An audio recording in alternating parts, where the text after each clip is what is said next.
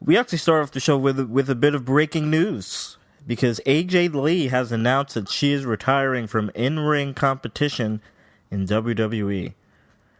I have to admit, I was fairly shocked when I heard this because it seemed like, maybe the rumors were wrong and maybe that she was gonna, just wrestle out the rest of her whatever her deal is.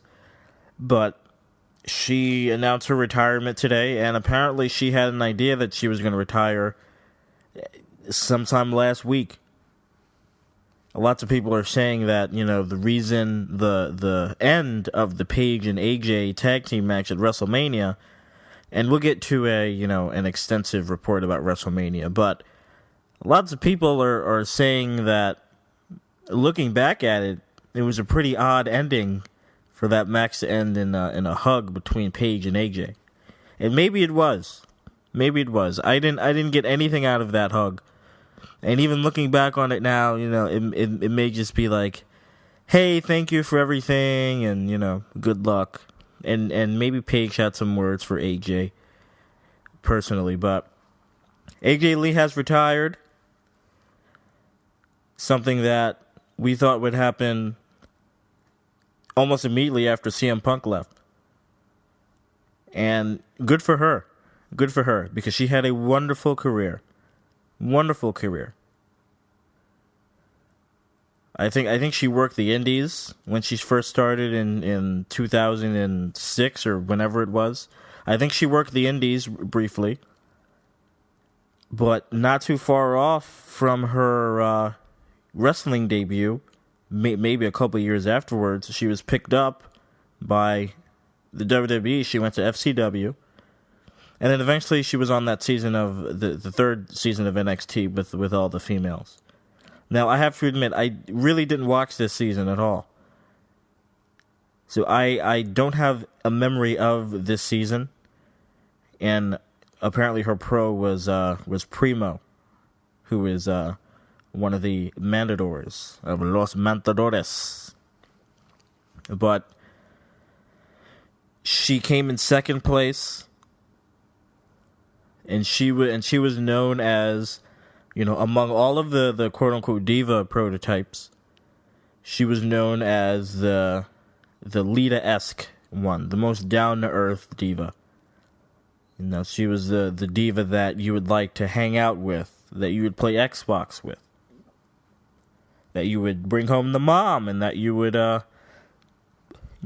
out and ride motorcycles or something like that with. And that's a very marketable look, especially for how WWE has tried to mainstream themselves, have tried to immerse themselves in popular culture. But that's what she was known for, and she was there. She was one of the runners-up, and Caitlyn won. And then after that, we saw that she was known more for her relationship with Daniel Bryan. Obviously, the most famous moment was when AJ Lee opens up WrestleMania in Miami with a kiss, and Daniel Bryan loses the World Heavyweight title in less than 30 seconds. Something that outraged us then, and probably still outrages us now, so we're not going to spend a whole bunch of time on that. But after that, she was known as like this crazy chick who was seemingly promiscuous, because she was with man after man after man. Daniel Bryan, and then she went with Dolph Ziggler, and then she had a thing for Kane, and then she had a thing for CM Punk at one point. So she was just known as this just oddly promiscuous woman. But the thing that worked for her was the crazy thing. And that's something that she held true to even at the end of her run, to the extent of where whenever someone says the word crazy around her, she'll be like, "What did you say?" And that's good continuity. And that's something that they need to maintain, is continuity. Eventually, she became known as one of the best workers female workers that they had available to them, which is a great testament to her ability to improve and her style. You know, Robbie the Reaper on Ringside News just wrote a tremendous article about the career of AJ Lee. And you know, even he says that, you know, she wasn't as good of a wrestler as people assumed that she was. But towards the end of her career in WWE, she really developed the reputation of being a solid hand in the ring. Much like her husband, CM Punk, lots of people started gravitating towards her when she cut a worked shoot promo.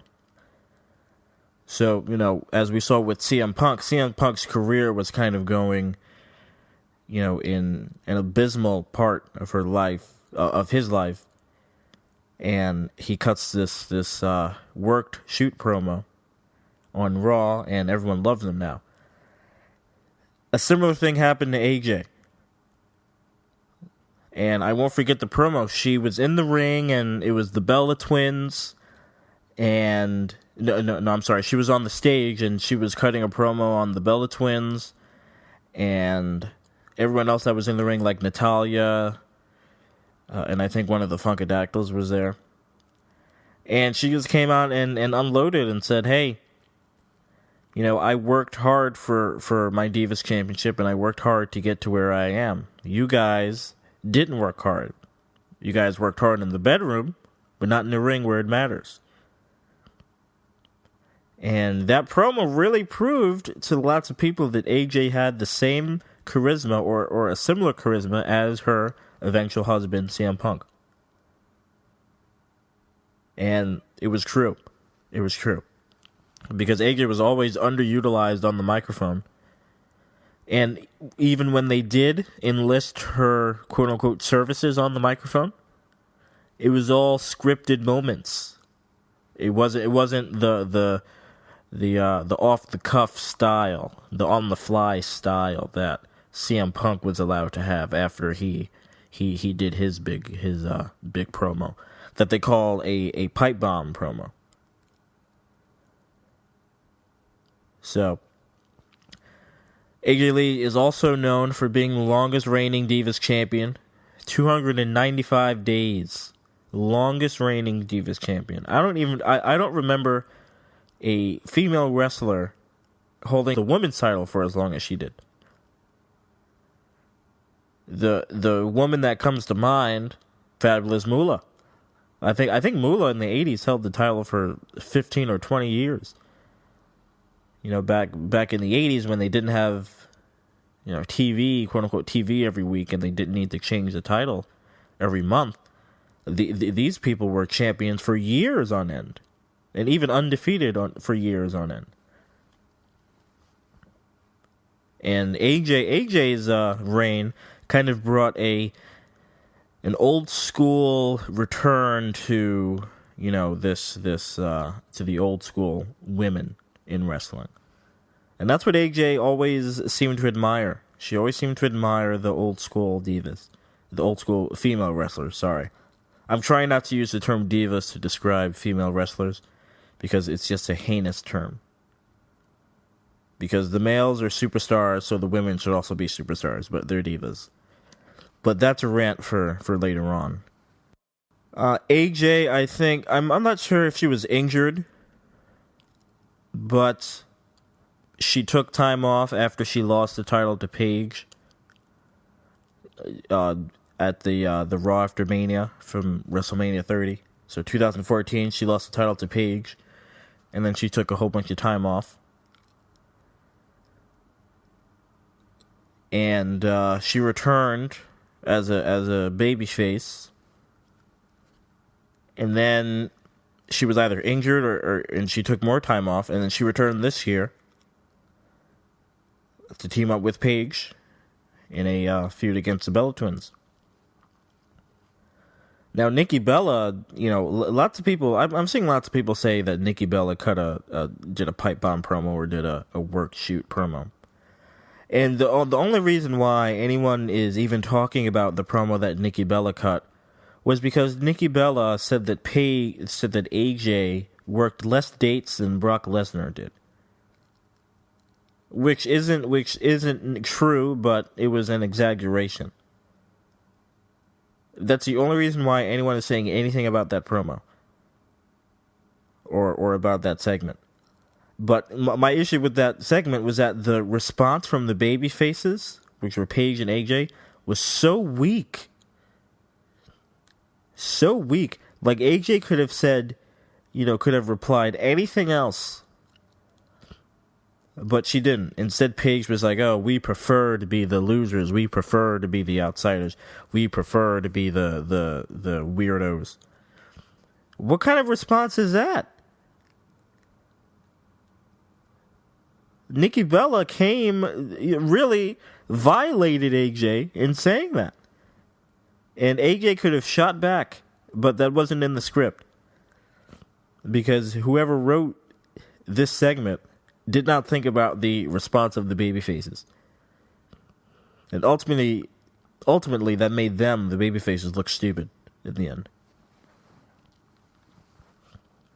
So AJ and Paige defeat the Bella Twins this past Sunday at WrestleMania, and today she has retired. And she's also writing a book, which I'm looking forward to read. And it may be more complete than what we think. So we'll see about the book there, but congratulations, AJ. Seriously. She had a wonderful career. And she was arguably the top female wrestler in the company for a few years now. Even when she was gone, people still considered her a top diva. Or the top diva in the promotion. So congratulations to AJ. And now the torch is in Paige's hands. So Paige has the chance to take over that role and to really evolve as the babyface of the Divas division, of the women's division. So we'll see whether or not Paige answers that challenge. But again, a lot of people were surprised that she didn't leave when CM Punk left. And I can only imagine how awkward of a situation that was for her to stay. Because, I kind of see it as though this was similar to, Owen Hart having to stay in WWF after Bret Hart was screwed. Because Owen Hart didn't want to stay there. Because he was afraid that the company was going to, really just shit on him the whole time until the end of his deal. And he couldn't leave. I don't think he was able to resign either because I think it was either because of the money was too good for him to leave, or it was because they wouldn't release him from his deal. They simply wouldn't release him. And if he wanted to quit, he would have to pay back, the sum of money, and that wasn't worth it. But that's what I kind of see this situation as. Because CM Punk is just as big of an enemy to WWE that Bret Hart was. And Bret Hart wasn't even seen as that big of an enemy when you think about it. Because that was a decision that they made about Bret Hart, for Bret Hart to screw him over. CM Punk just up and left. And then went on Colt Cabana's podcast and was like, here's what happened. The doctors were, weren't competent enough to evaluate me, and I had the staph infection and all this. CM Punk sued them, and not only was he able to get out of that no compete clause, but he got all his money for the merchandise and everything that WWE tried to make money off of CM Punk's name. He got all the money back, so he's public enemy number one. And I'm pretty surprised that they didn't embarrass AJ on TV. And I suppose that's a good thing for her sake. But now she's retired, and who knows what she's going to do? Is she going to wrestle the Indies? Probably not. Because I don't think she needs to even work, because CM Punk is so rich, so wealthy from that 2011 run and from getting all that money back this year. So we'll see how that turns out. So congratulations to AJ, and the best of luck to her as she moves on to her other ventures.